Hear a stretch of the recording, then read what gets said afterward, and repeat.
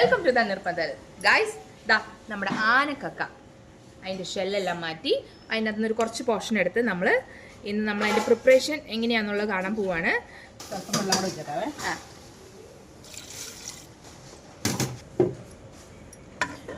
ഇതൊന്ന് വേകട്ടെ.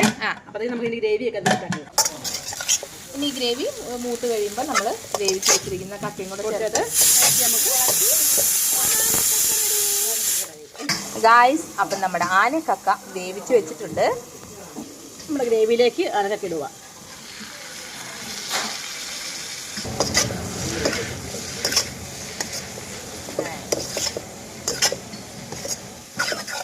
നമ്മുടെ ആനക്കക്ക റെഡി ആയിട്ടുണ്ട്.